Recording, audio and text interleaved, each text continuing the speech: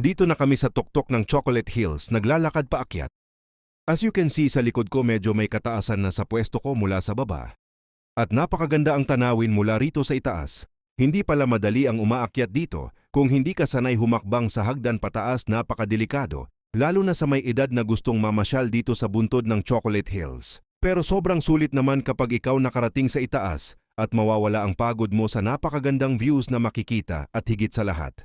Marami din ang mga turista ang umaakyat. Lalo na mga Koreano at Chinese, kaya kapag mahina ang baga mo dito, hihingalin ka talaga umakyat sa lugar na ito.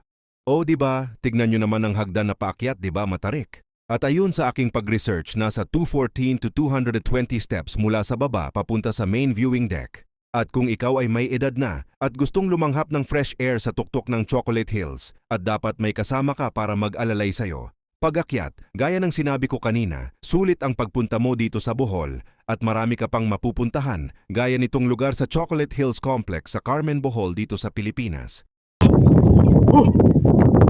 Sabi nga ni Kingo, yan, Chocolate Hills.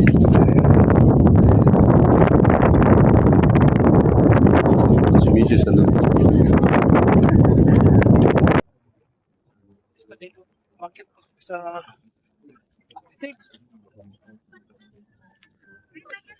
dami video.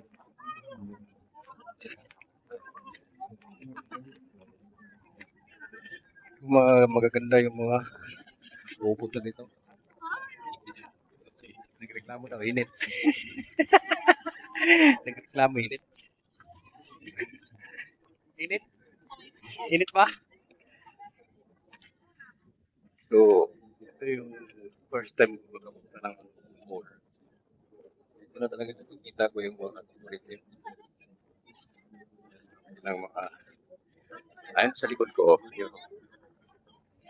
yun yung mga bundok na mga parang parang yung kwento nito dati yung mga nag-aaway daw na nahigat nagpapadukan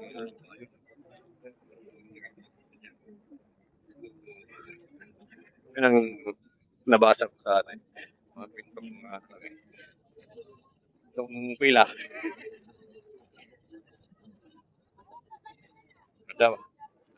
Kaya mo pa ba, oh? Pag nalaglag yan, gugulong ka hanggang doon.